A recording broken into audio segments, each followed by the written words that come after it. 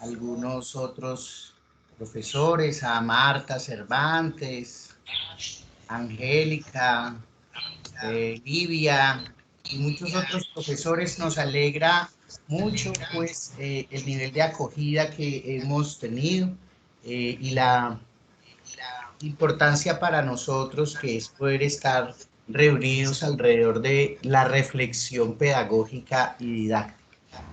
Si bien este espacio había sido creado para que nos dedicáramos al trabajo centrado en nuestros documentos de planeación didáctica, hemos hecho un ajuste pues para que podamos, más que hacer unas conferencias, generar unos espacios de reflexión como lo veníamos planteando desde la vez anterior. Hoy quiero plantear un tema que seguramente para muchos de ustedes es ya bastante conocido, pero seguramente para otros es un tema inquietante de reflexión y que es precisamente por eso que quiero proponer. Tiene que ver con los procesos cognitivos asociados al aprendizaje y que empecemos, ¿no? Y que podamos generar unas reflexiones de cómo los estamos concibiendo, qué es lo que estamos desarrollando o generando en clases para poder, sí, trabajar con estos procesos fundamentales de la vida de las personas. Un aspecto que venimos trabajando en la investigación sobre gamificación, sobre procesos de motivación y aprendizaje que tiene que ver no solo con el planteamiento de estrategias didácticas innovadoras, digámoslo así, sino todo lo que tiene que ver con la comprensión de ese estudiante al que nosotros nos estamos dirigiendo.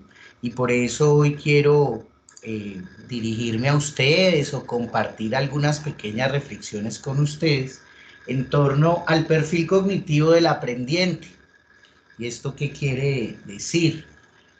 A ese estilo o a esa identidad, me gusta más, a esa identidad propia de cada estudiante en el proceso de aprendizaje. Y esto nos lleva a pensar varias cosas que quiero desarrollar a lo largo del curso, de esta sesión de reflexión, y que tienen que ver, uno, con cómo nos entendemos nosotros como sujetos biopsicosociales en el proceso de aprendizaje. Y algunos dirán, bueno, ¿y esto otra vez qué tiene que ver?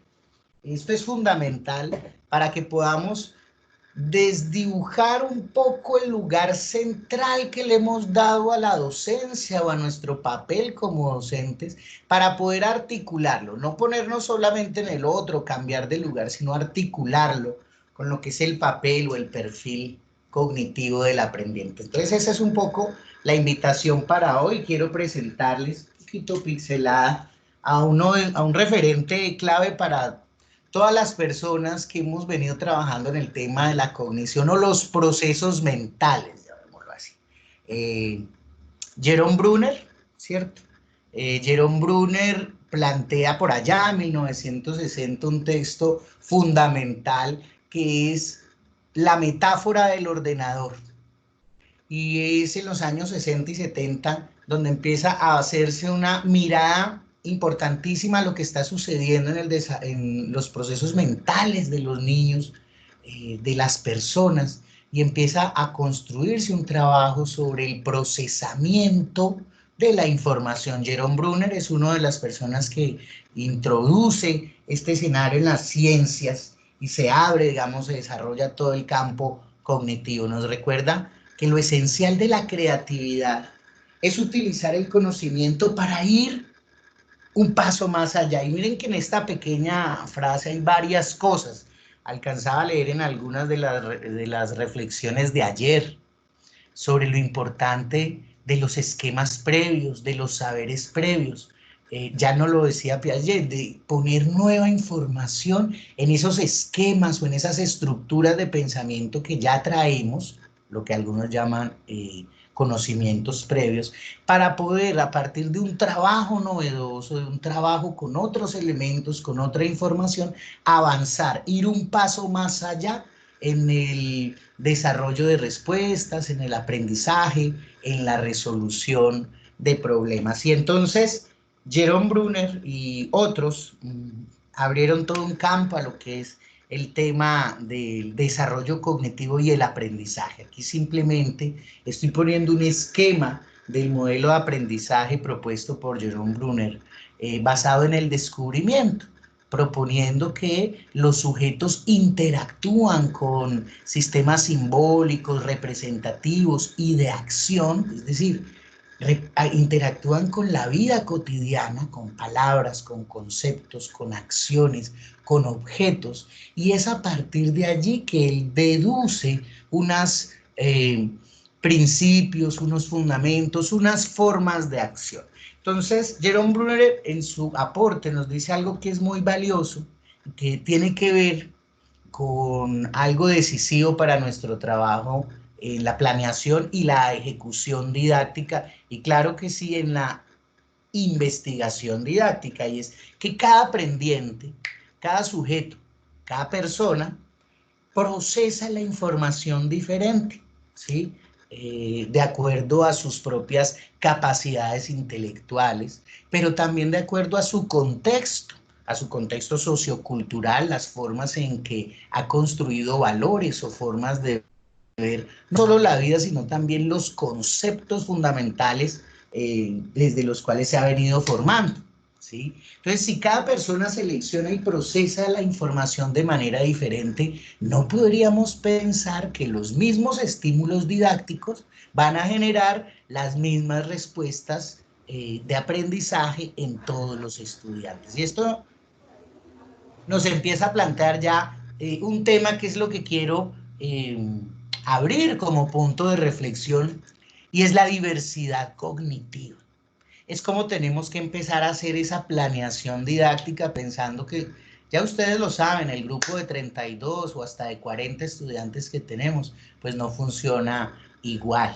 Hemos visto y hemos conocido grandes desarrollos sobre las inteligencias múltiples, y es una invitación también a que empecemos a mirar distintas formas de proceder de los estudiantes para el desarrollo de los aprendizajes. Y esto no es que los quiera descolocar de nuestra importante labor de la enseñanza, sino es articular esa enseñanza a todo lo que es el proceso de aprendizaje, y que no nos volvamos unos expertos técnicos en herramientas, en estrategias y en dispositivos que muchas veces no conversan con las necesidades de nuestros estudiantes o a veces con las realidades de los contextos. Entonces, elementos que a veces uno dice son genéricos, pero que en mi reflexión como profesor, como asesor didáctico, considero que son fundamentales. Entonces, esta mirada a la cognición y a las capacidades mentales es un poco lo que queremos hoy plantear. Entender que el sujeto, esto que estamos viendo aquí, es un mapeo de unas conexiones de circuitos neuronales en una persona, ¿cierto? A partir de una resonancia, y entonces lo que quiero mostrar es la complejidad del procesamiento cognitivo, ¿sí? No es solo biológico, claro que ahí está el aparato orgánico, nuestro sistema nervioso central, que está procesando información retomada del sistema nervioso periférico, pero no es solo el proceso bioorgánico. Digamos que allí también se ponen en juego los elementos culturales y los elementos subjetivos que permiten darle valor a los aprendizajes que el estudiante va adquiriendo, que permiten ir dándoles sentido. Y ese sentido, sí, lo construye el estudiante, pero no solo él en un mundo intrapsíquico, sino él con sus compañeros y él con su profesor y él interactuando con los diversos recursos o contenidos que vamos a desarrollar para este proceso de enseñanza.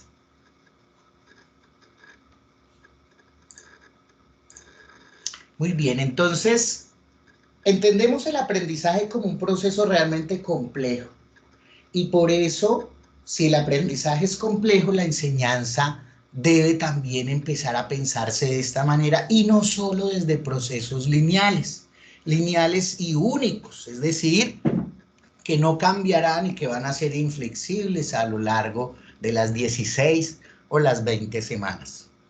Si bien hay algunas invariables, ya sea de los contenidos o de los procesos metodológicos que plantea la institución, pues habrán unas flexibilidades y unas diversidades orientadas al paso a paso, al método, a la manera de lograr los aprendizajes de los estudiantes.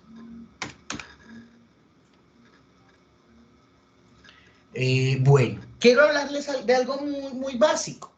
Los procesos cognitivos, que se dividen en dos procesos básicos y superiores. Y esto suena elemental, pero vamos a mirar los elementos asociados a los procesos cognitivos básicos. Sensación, percepción, atención y memoria.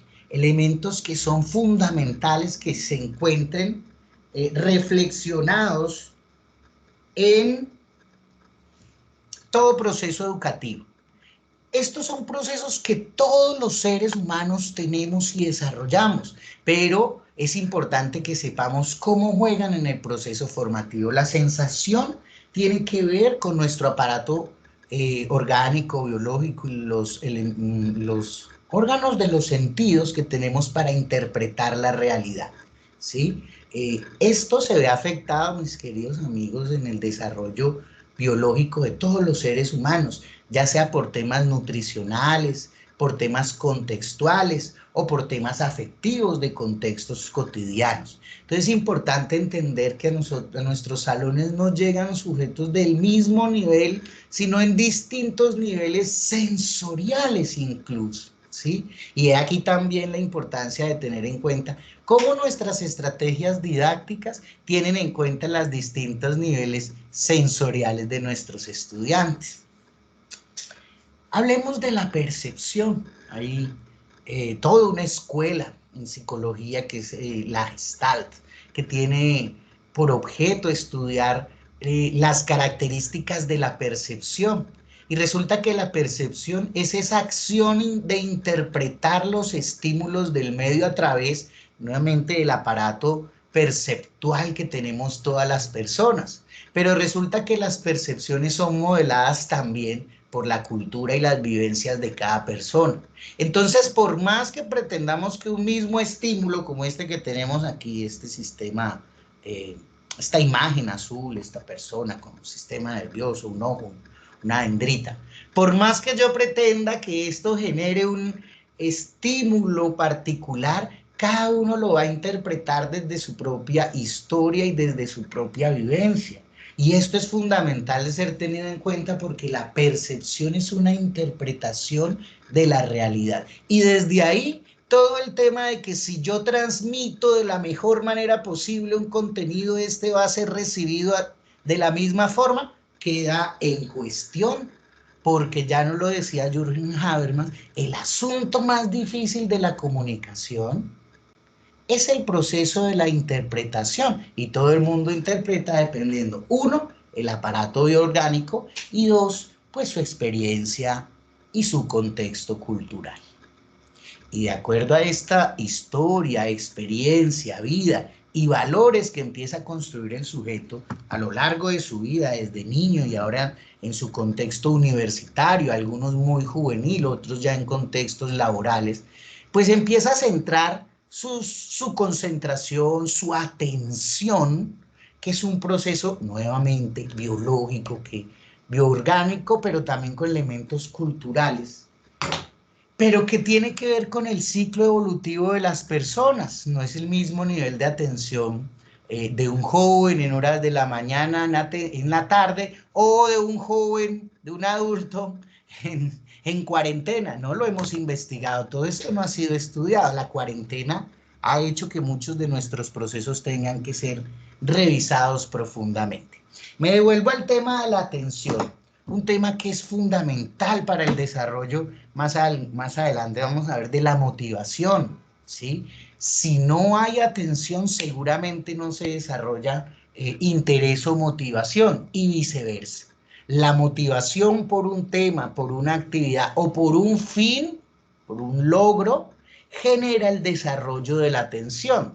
Y esto tiene que ver mucho con nuestro papel en la motivación al aprendizaje. Y todo esto de base digo, porque si decimos que el aprendizaje tiene mucho que ver con el procesamiento de la información, esto nos pasa como en la metáfora del computador. ¿Cuántas memorias tiene tu RAM y el procesador? ¿Sí? Entonces hay una hipótesis de base y es la capacidad de memoria, pero no memoria entendida como una suma de elementos, sino que gracias a nuestro sistema nervioso, ¿cierto? Hablamos de chunks o de engramas, que son ese modelo de bloques o de las capacidades de integrar unidades de información que pueden ser simples o bastante complejas, y nuestro sistema nervioso, digamos, tiene la capacidad de adaptarse para el almacenamiento de unidades simples, amplias o complejas de información. La memoria, proceso fundamental que utiliza la opción, la percepción y las sensaciones para, uno, recibir y clasificar información.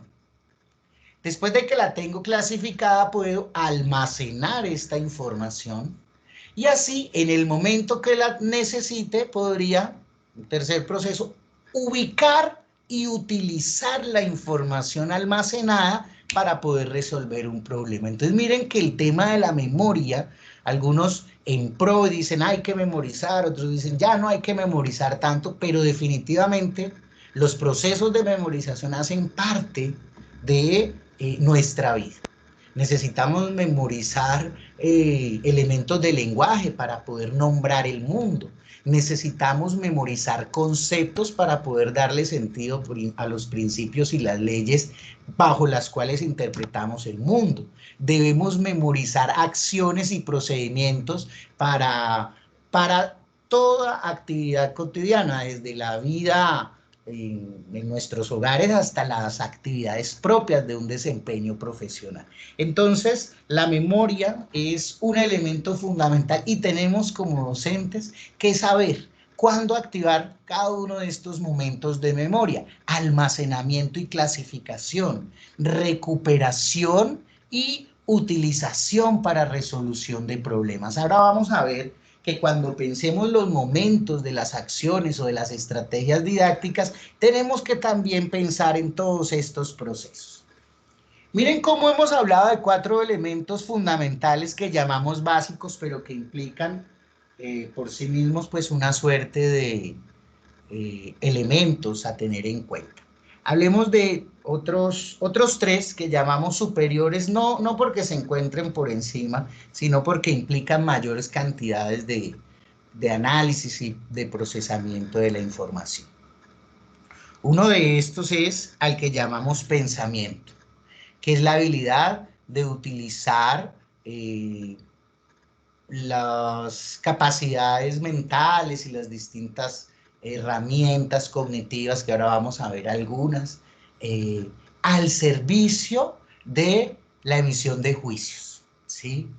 Vamos a ver cómo todo esto solo se puede lograr a través de la utilización del lenguaje verbal, lenguaje icónico. ¿Por qué? Porque el lenguaje es el que permite organizar los conceptos y organizar de alguna manera el pensamiento. Y de esta manera también organizar las acciones que esperamos, ya sea como un desempeño adecuado o que esperamos nuestro estudiante o futuro profesional pueda realizar en un desempeño específico.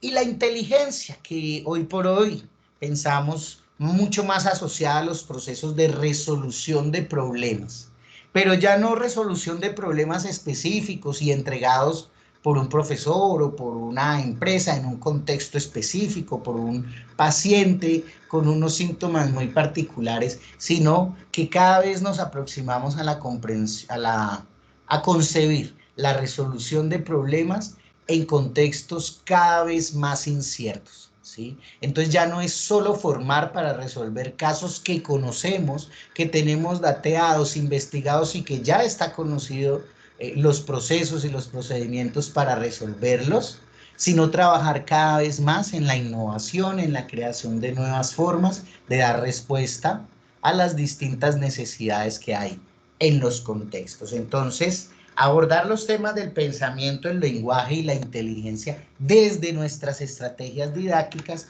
tiene que ver con entender que cada una de nuestras acciones va a generar unas reacciones, digámoslo así, unas formas de procesamiento de nuestros estudiantes, que van a generar unas particularidades cognitivas que les van a permitir asociar, relacionar, comparar, contrastar, perdón, o aportar a la solución de un problema. Ah, pues es que esto es lo que hemos venido haciendo hace 10, 12 años. Pues sí, profesores, claro que sí. La invitación es hoy a que no solo pensemos en la estrategia didáctica que hemos venido trabajando con NIT y con todos los compañeros de la Unidad de Desarrollo Curricular para conocer más estrategias didácticas, para conocer más recursos web 2.0, para que cada vez conozcamos más las técnicas y los recursos, pero allí no muere nuestra habilidad como docentes, porque ser docente no es conocer muchas técnicas, es saber cuál usar según las características propias de nuestros estudiantes y algo fundamental, saber cuál utilizar para que ellos, con sus rasgos, su identidad cognitiva, con su perfil particular, puedan llegar a un conocimiento que entre otros profesionales ya hemos decidido que es el más o menos acertado en un campo profesional, es decir, que se acerquen a unos contenidos disciplinares específicos. Entonces, quiero hablar un poco, yo sé que esto muchos ya lo han trabajado y los que han trabajado conmigo en el tema de sílabus saben que siempre apelo a algunos recursos como las taxonomías.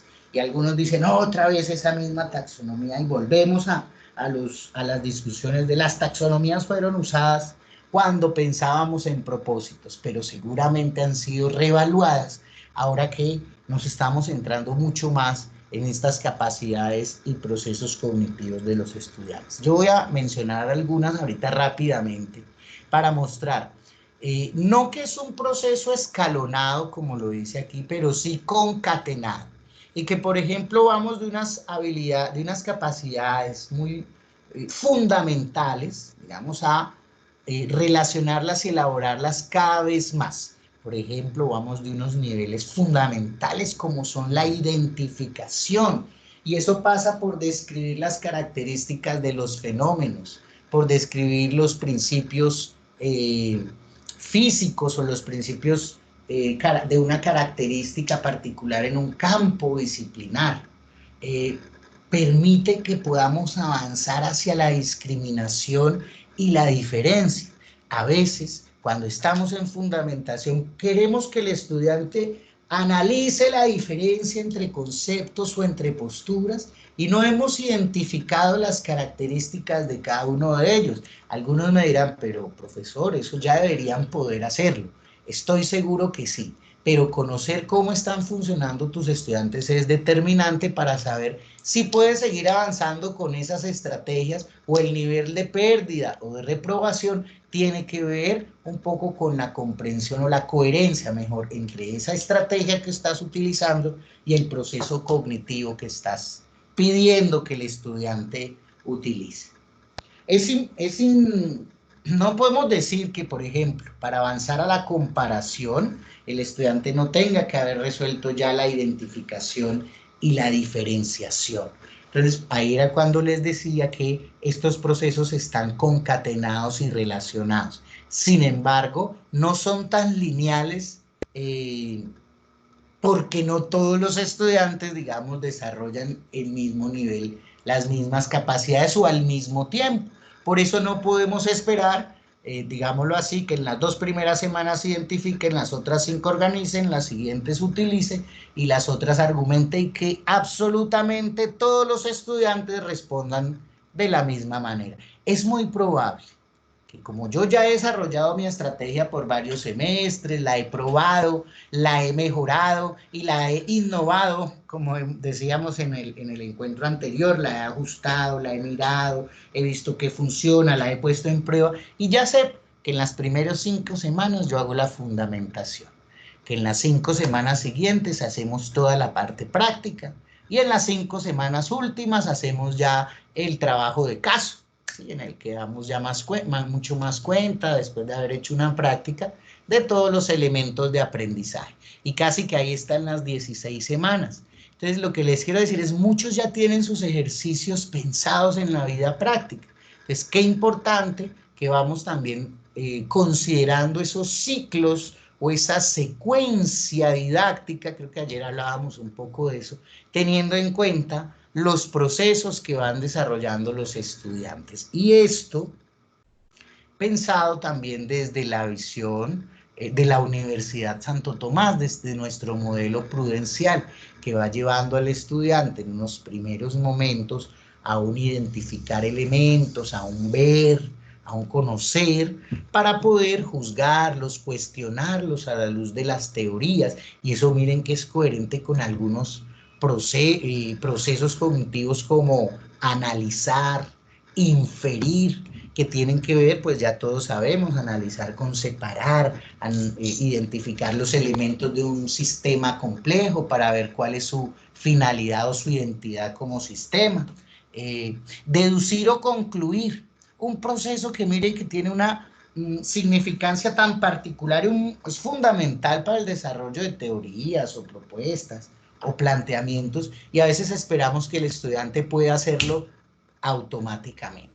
Y tenemos a veces, muchas veces, que utilizar estrategias primero para modelar, mostrar cómo otros lo han hecho, mostrar cómo podríamos hacerlo nosotros en nuestros casos, y posteriormente dejar a nuestro estudiante para que pueda optar y actuar, o para que pueda hacerlo por sí mismo. Momentos de ese método prudencial que nos habla Santo Tomás: optar y actuar, que nuestro estudiante pueda decidir cuáles son las mejores estrategias de acción o los pasos a seguir, y que pueda desarrollarlos o proponer estos planes de acción. Miren que aquí estamos hablando de procesos cognitivos como la utilización, y esta utilización en todos los campos, ¿no? Si hablamos de la ingeniería, de todos los software o todos los recursos tecnológicos que se puedan implementar o transferir. Si estamos hablando de salud, pues estamos hablando ya también de recursos tecnológicos, de dispositivos o de procedimientos.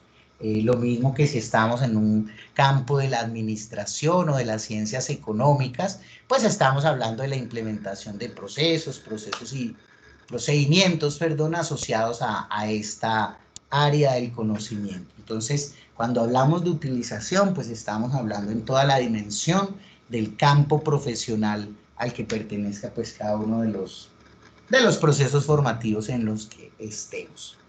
Pero miren que hay unos elementos claros en la formulación o el planteamiento, sí, la formulación y la argumentación. Yo pondría uno que en este momento considero que es fundamental, y es la la evaluación como proceso, ¿sí?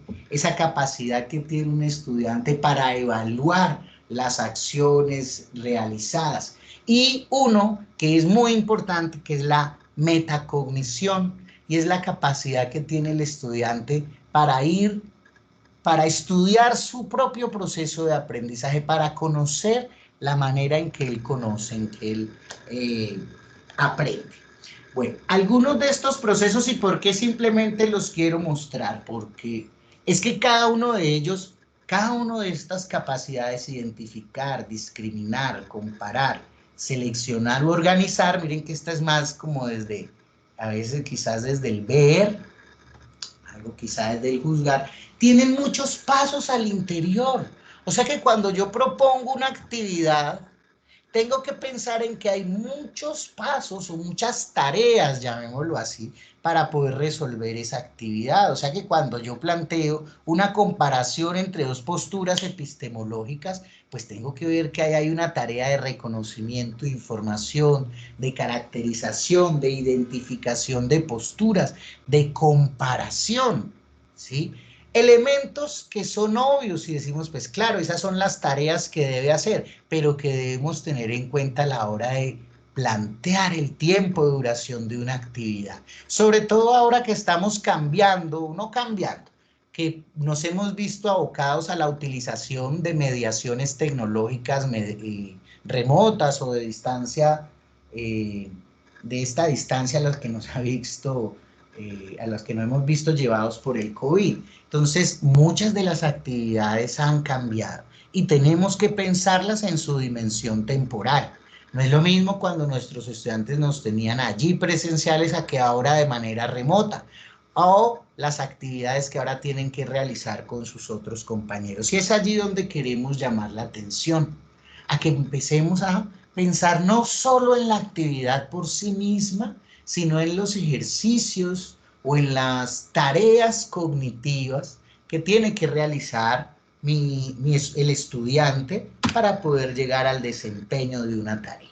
Miren que aquí hay unos elementos de mayor, digamos, de un nivel diferente de trabajo, que pasan por el análisis, ¿sí? Que pasa por la observación, la división en los elementos, la interrelación de los mismos, el juicio, que tiene que ver con la formulación de criterios, la contrastación y la emisión de juicios y la validación de los mismos. Entonces, cada una de estas capacidades que tiene, digamos que está definida, ya estos psicólogos cognitivos se han encargado de esto, pero también hay unos pasos o unas tareas que yo llamo que pasan por procesos cognitivos y motores, que son los que tenemos que empezar a pensar de manera concreta en nuestras actividades didácticas en el aula.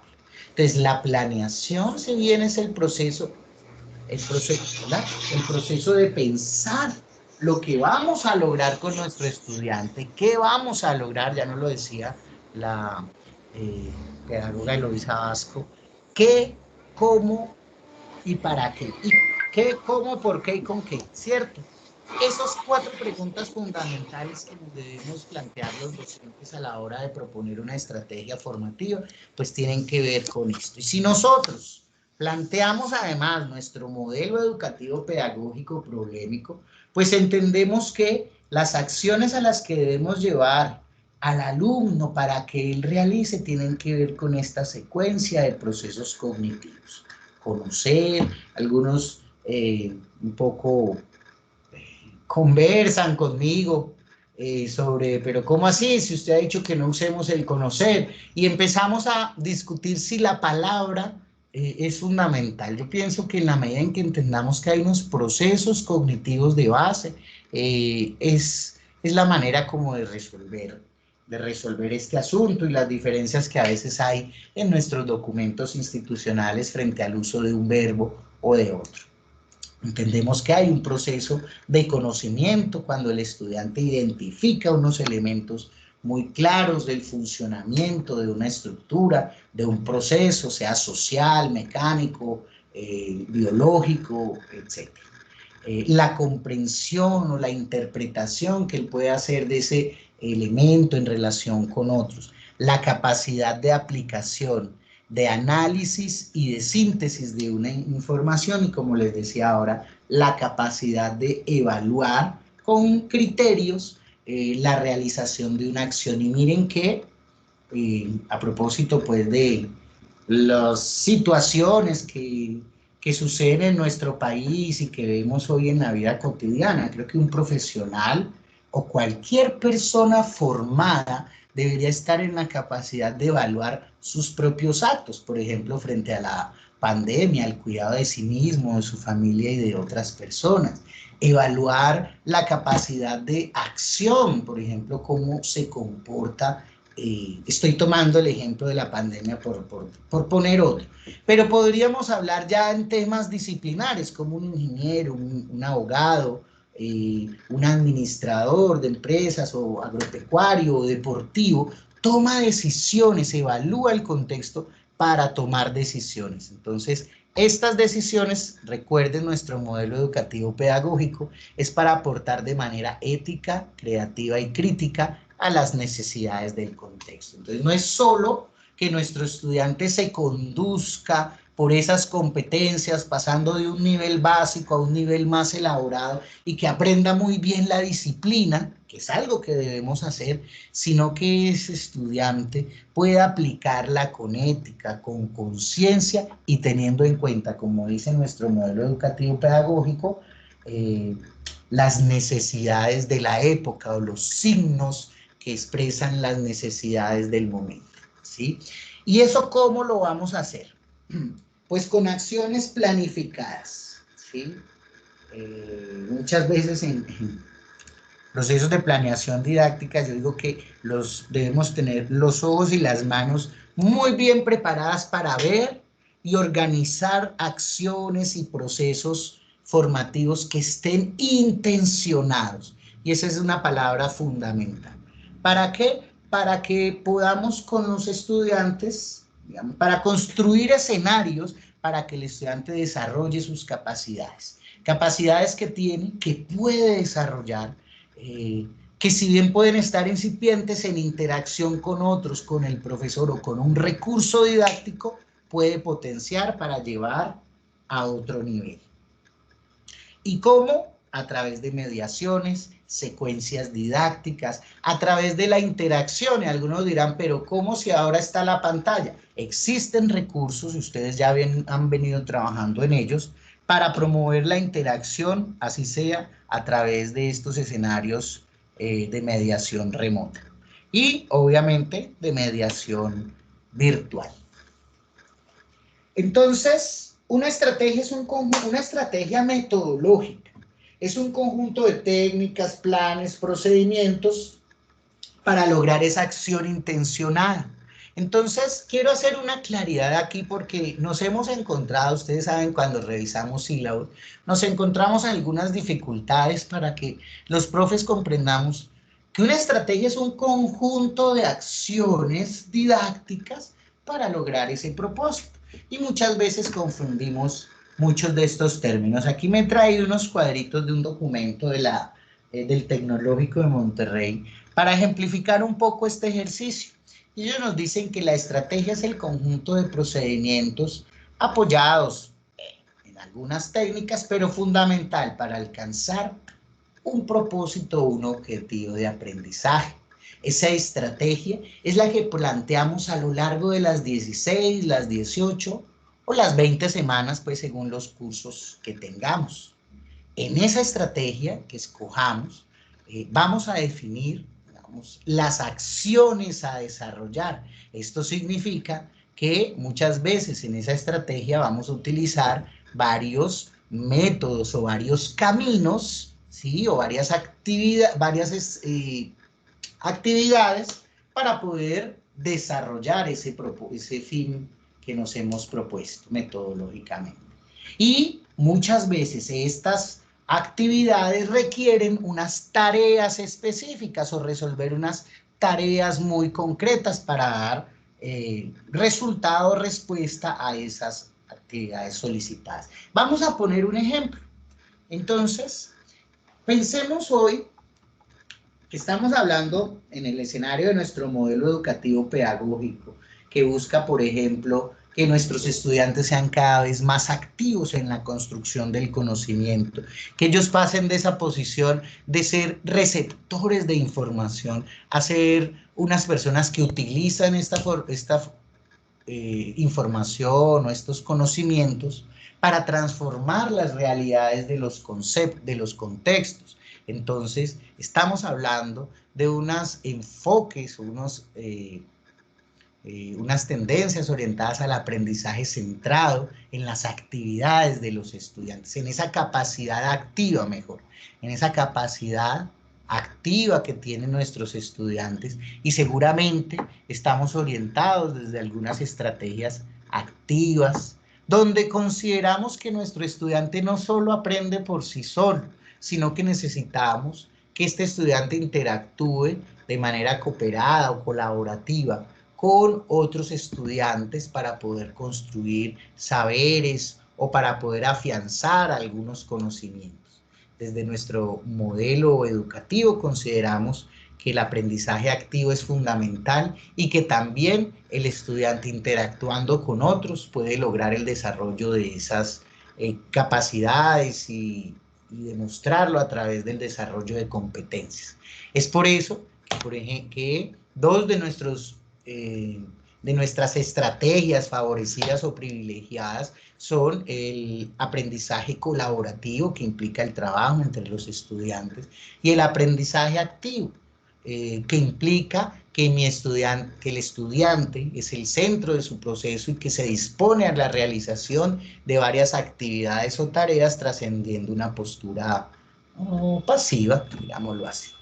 Y entonces si mi estrategia es, por ejemplo, el aprendizaje activo, yo puedo utilizar técnicas de métodos de casos. O, no es que, ¿cierto? No es que, o métodos de proyectos, o debates, o diferentes actividades metodológicas que puedan desarrollar una tarea específica en el marco de una estrategia particular. Y para el desarrollo, por ejemplo, de un trabajo por proyectos, pues seguramente tendrán que haber unas tareas que los estudiantes deben desarrollar, identificación de la problemática o el proyecto a realizar, de los referentes, identificar la información que no cuentan, buscar esos referentes, hacer discusiones en grupo, plantear una propuesta de solución, socializarla. Es decir, hay muchas actividades que son las que podemos proponer al interior de las diferentes sesiones de trabajo o en nuestras clases. Muchas veces en las clases podemos plantear una u otra. Miremos, por ejemplo, esta estrategia, este ejemplo, este diagrama de estrategias que está pensado para utilizar la pregunta, para presentar una pregunta problemática al inicio de las sesiones de clase. Que ellos puedan, los estudiantes, de manera colaborativa o en grupo, puedan expresar las visiones que individualmente tiene cada uno y puedan definir una posición grupal frente a esa pregunta o frente a esa situación problemática que hemos planteado. Que ellos conjuntamente puedan plantear la estrategia o el proyecto que quieren resolver, planteando de manera conjunta, insisto, la finalidad, los objetivos, todo lo que van a realizar. E incluso, junto con el docente, podamos definir cómo vamos a valorar o a calificar, pues que es la palabra que conocemos, nuestros trabajos con los estudiantes. Que se pueda desarrollar ese proyecto, y miren que esto implicaría recursos, condiciones, actividades en campo o en laboratorios o con el uso de software, ¿sí? Es decir, que se desarrolle el plan previsto con todos los cronogramas y las acciones, pues, como se han de desarrollar o según los planes de atención clínica y los protocolos establecidos, ¿sí? Y que al final nuestros estudiantes puedan plantear nuestros resultados. Miren que muchos dicen, yo tengo mi clase así planeada. Ah, sí, yo ya la tengo así, no tuve que ir al curso. Y yo los felicito. Esto está muy bien, porque seguramente la experiencia ya nos ha mostrado la necesidad de considerar estos ejercicios y de ir organizando sistemáticamente nuestro actuar.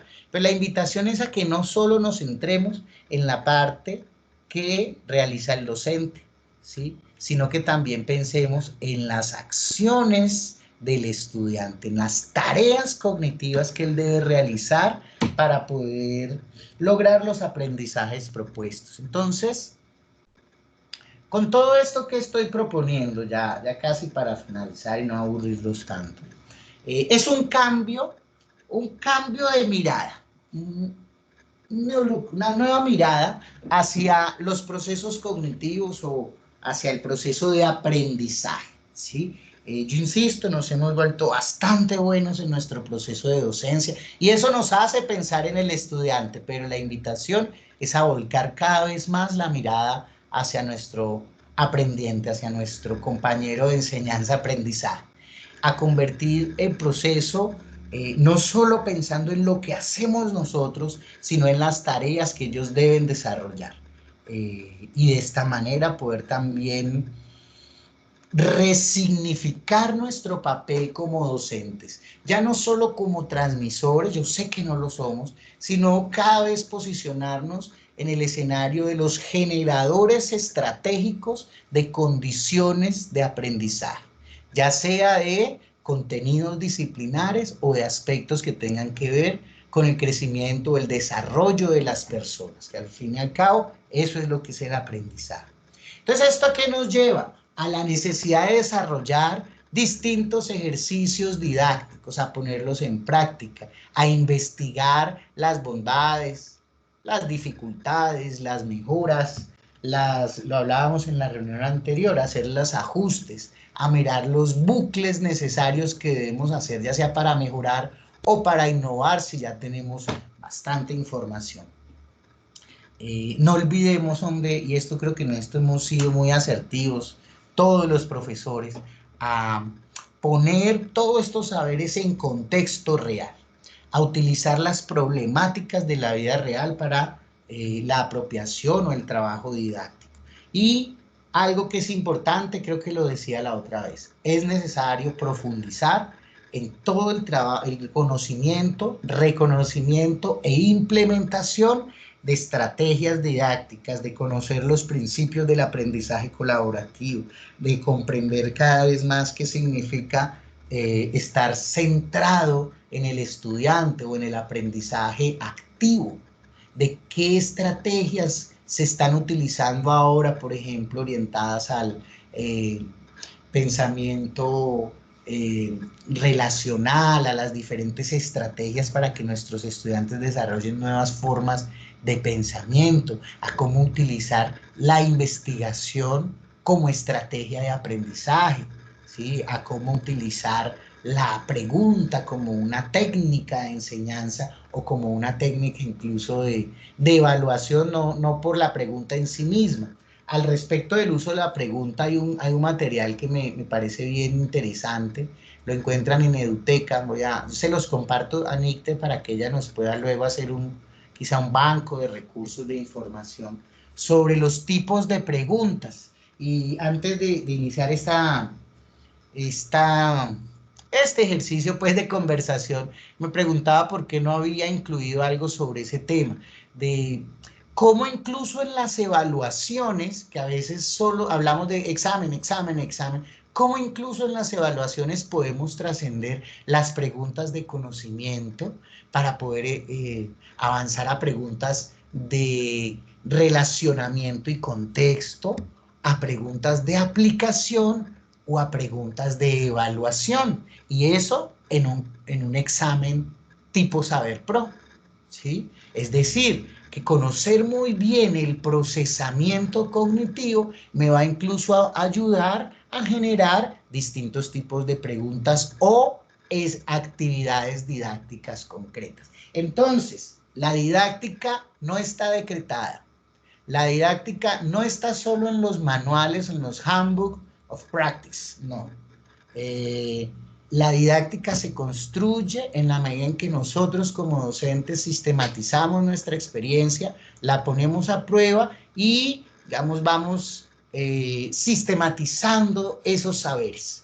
Vamos sabiendo qué nos sirve, qué a veces no nos trae tan buenos resultados y cómo lo podemos ir mejorando. Ya saben que yo soy un promotor de que los docentes tienen un saber didáctico práctico que deben traducir en textos, en revistas, en material didáctico, que ya todos sabemos, no solo da puntos, sino que es la manera de, digamos, trascender en este escenario de la educación. Entonces, si bien las estrategias se utilizan para periodos largos y son los casos, proyectos, el método colaborativo, Y las técnicas las utilizamos en sesiones cortas o en clases como los juegos de negocio, debates, prácticas, simposios, etcétera.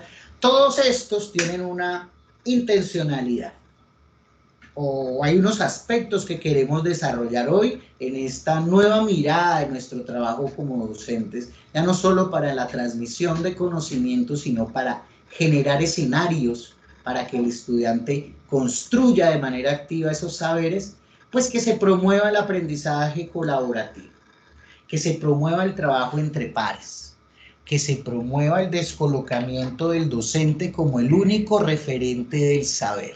Y de esa manera también promovamos la democratización del saber. Es decir, que si bien nosotros como docentes tenemos un camino avanzado, no somos los dueños del conocimiento y tenemos que generar y favorecer en los estudiantes las maneras para aprender. Permitir que todos los miembros de las clases, del grupo, puedan desarrollar las actividades. A veces, y nos toca, si no entregó a tal fecha, pues tiene la nota correspondiente que lo lleva a perder. Pero es importante que podamos estimular el hecho de que todos los estudiantes desarrollen las actividades. Ustedes saben que ahora, con esto de lo virtual, incluso hemos sido un poco flexibles en la entrega de trabajos. Perdón. Posibilitar que todos los miembros interactúen y se vinculen con el proceso. Ahora que estamos en los tiempos de cuarentena, se hace mucho más la reflexión sobre la importancia que tiene para las personas, no solo el aprendizaje de los contenidos y de los saberes, sino las capacidades de interacción, así sea por contextos mediados por pantallas. Y miren que incluso para estos escenarios hay que desarrollar nuevos saberes, nuevas habilidades de comunicación. Entonces se hace importantísimo el desarrollo de habilidades de interacción social, de asumir nuevos roles y nuevos liderazgos para contextos, ya yo no sé cómo llamarlos, tanto presenciales como virtuales, que es quizá el nuevo escenario a donde nuestros estudiantes van a tener que vérselas en el escenario laboral. Estimular el trabajo en equipo, la motivación, y vuelvo a los aspectos sociales. No sé si vieron que en este momento me orienté mucho más a la dimensión social de la interacción y el aprendizaje como uno de los factores principales pues a promover y a orientar desde las nuevas tendencias didácticas.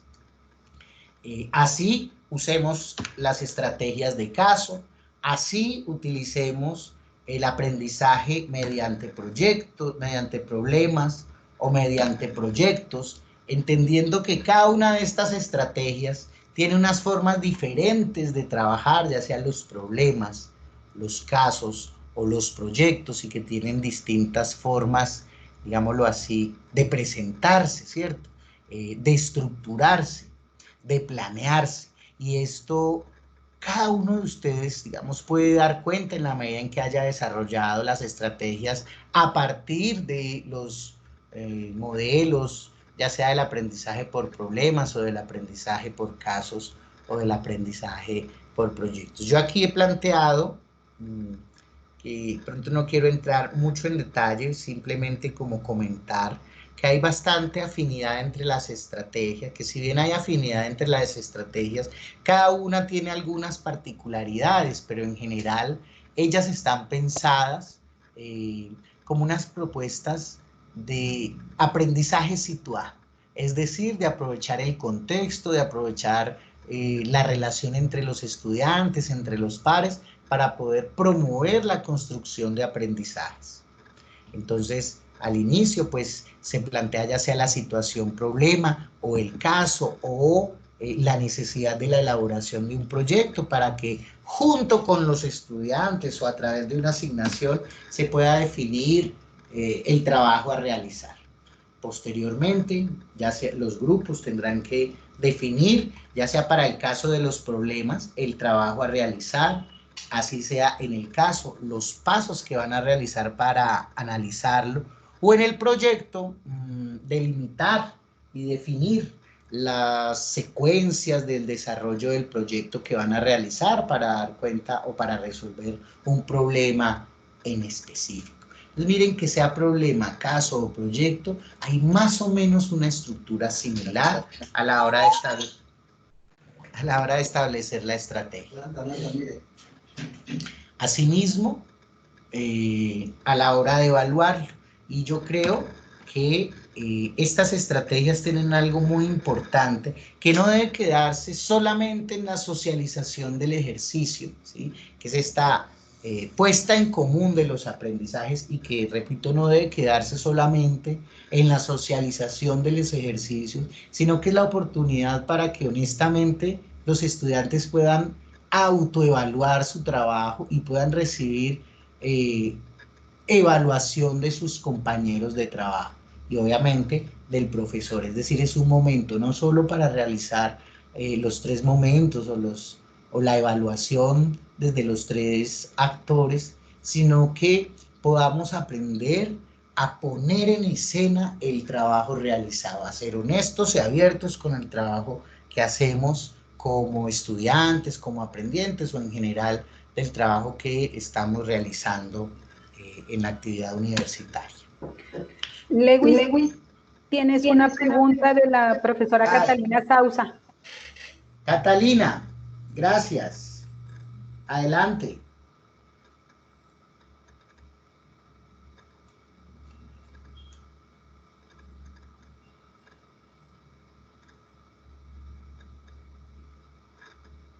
Sí, Catalina.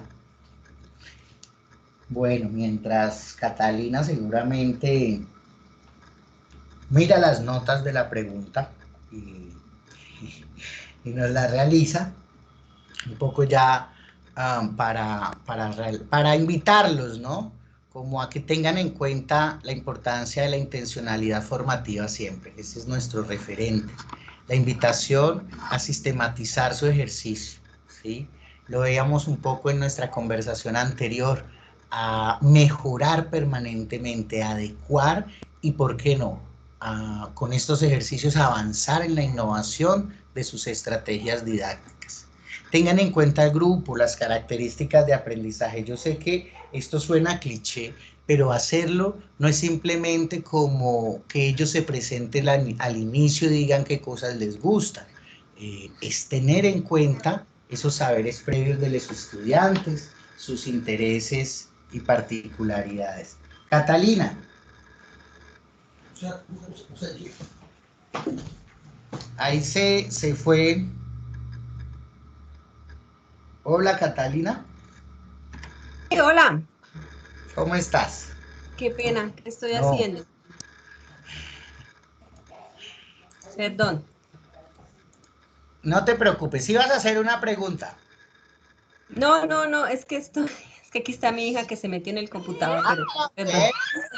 ¿Cómo así ese profesor hablando de didáctica? Yo quiero decir algo. Y está muy bien, es que es importante tener en cuenta a los estudiantes en nuestro proceso. Y bueno, un poco ya para cerrar, invitarlos a varias cosas, a permitir y propiciar la creatividad. Yo creo que nosotros mismos nos hemos tenido que permitir esto ahora en los tiempos de pandemia y decir cómo paso mi clase presencial a la clase mediada. Y yo creo que ya todos nos dimos cuenta que eso no era simplemente montar las diapositivas por el aula y ya, sino que esto requiere esa transducción, como decimos a veces los psicólogos o los educadores lo llaman, esa transposición didáctica, o pongámoslo en las palabras sencillas, hacer didáctico, hacer pedagógico estos conocimientos propios de una disciplina, cómo enseñar mi propia disciplina. Hemos tenido que apelar a nuestra creatividad y esto yo creo que ha sido exitoso para que nosotros mismos también podamos pensar cómo nuestros estudiantes también son creativos. Entonces, nuevamente la invitación a que nos pensemos en el lugar, en el perfil cognitivo, nos situemos en el perfil cognitivo de nuestro estudiante.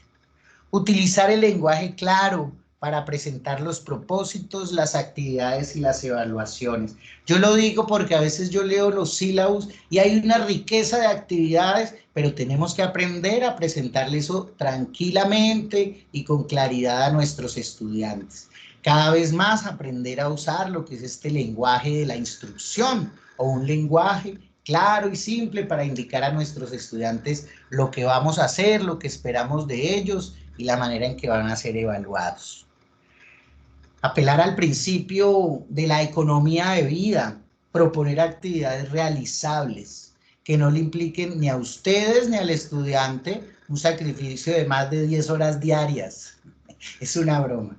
Que sean coherentes, ¿sí? A veces me encuentro en los sílabos que planean una actividad de realizar actividades con poblaciones y resulta que la prueba es un examen. Entonces, las actividades deben ser coherentes. Por eso creo que nos vamos a centrar un poco allí la próxima sesión, que es en el tema de la evaluación y las rúbricas.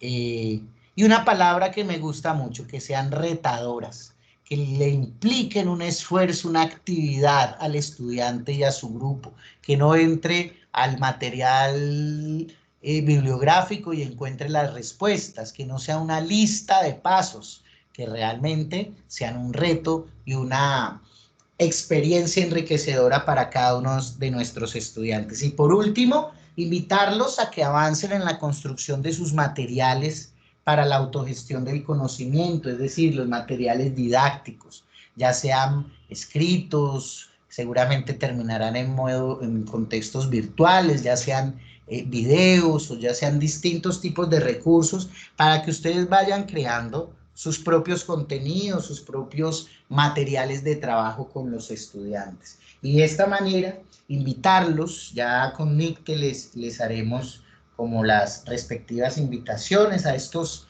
laboratorios pedagógicos, que la idea es que son encuentros de pequeños grupos de docentes con afinidad, ya sea por continuidad en los cursos o porque están orientando el mismo curso, para que nos pensemos todo esto de la planeación. Yo sé que muchos sílabos ya están aprobados, ya no les vamos a mover las competencias, pero seguramente sí podemos seguir revisando las estrategias didácticas, los recursos de evaluación, la manera en que podemos hacer esos exámenes que ustedes ya definieron o los diferentes proyectos que estamos solicitando como productos evaluables en los distintos espacios académicos. Entonces, queridos profesores, un poco la reflexión del día de hoy era un poco esta, que no nos olvidemos que además de nuestra muy buena planeación didáctica desde los procesos de enseñanza centrados en el docente, pues hay un escenario de este sistema, de este ecosistema de aprendizaje,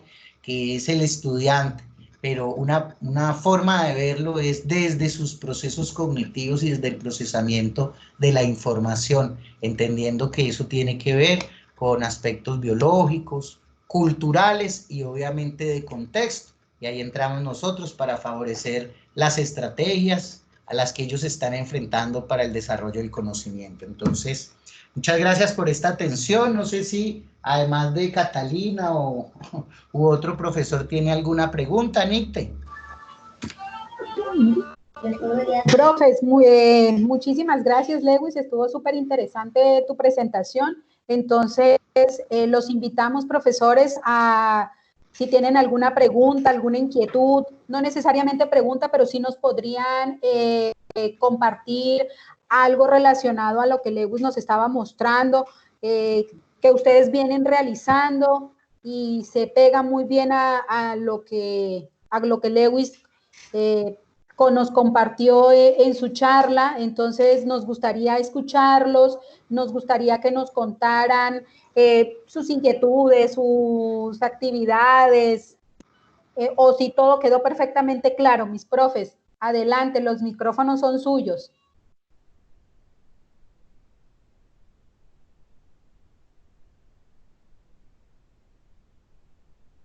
Ya que veo algunas personas por aquí, me decían en la última conversación que teníamos, el mismo tema de didácticas. Ya lo hago un poco en temas jocosos y yo creo que, pues, ¿qué otros asuntos nos competen a los profes sino es todo el ejercicio de las prácticas didácticas, pensarlas, repensarlas, mejorarlas o cambiarlas. Y por eso nuevamente insisto, con NICTE vamos a estar invitándolos a unos ejercicios que queremos llamar los laboratorios pedagógicos. Es un poco para que miremos y reflexionemos nuestras estrategias didácticas, aplicando recursos de innovación e investigación educativa, que ustedes poco a poco puedan mejorar sus prácticas. Yo sé que lo hacen permanentemente, pero ligados a recursos propios de la innovación y la investigación educativa. Bueno, mis profes, entonces si no tienen ninguna inquietud, nada que nos quieran compartir, les agradecemos a todos ustedes su compañía en esta tarde de hoy. Les recuerdo la importancia para nosotros de diligenciar el enlace que les acabo de compartir para que quede registrado su participación y recordarles que estas grabaciones están siendo estas sesiones están siendo grabadas para que posteriormente ustedes tengan acceso a ellas desde el canal de YouTube de la universidad. Muchísimas gracias.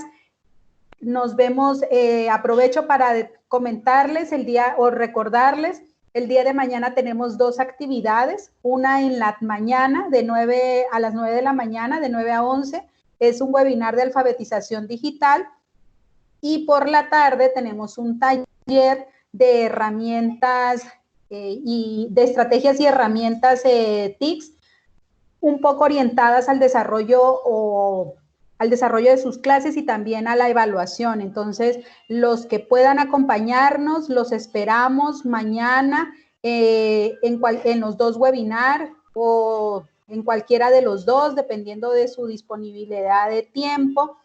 Muchísimas gracias. El viernes no tenemos actividad. Exactamente, profe Elvis. Muchísimas gracias por compartirnos la imagen de la segunda semana en el chat. Ahí los tienen, mi profes. El viernes en la tarde no tenemos actividad, a pesar de que está marcado ahí. Fue un error de edición. Entonces, sin más, muchísimas gracias por su compañía, por su atención. Y nos vemos el día de mañana, jueves 9 de julio, en cualquiera de las 2 actividades. Gracias, Nicte. Muchas gracias, doctora Nicte. Muchas gracias, doctor Lewis. Gracias a ustedes. Gracias, Nicte y Lewis, muy amables. Muchas gracias. Gracias a ustedes, mi profe, por estar con nosotros.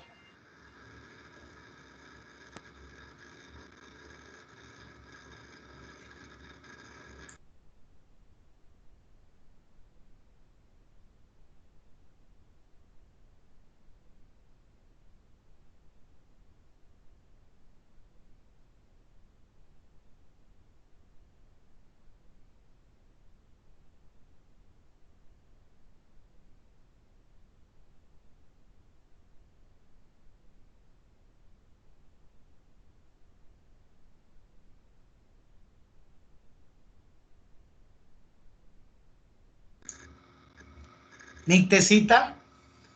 Señor. Yo te envío las presentaciones, pues para que la gente pueda mirar algunas cosas.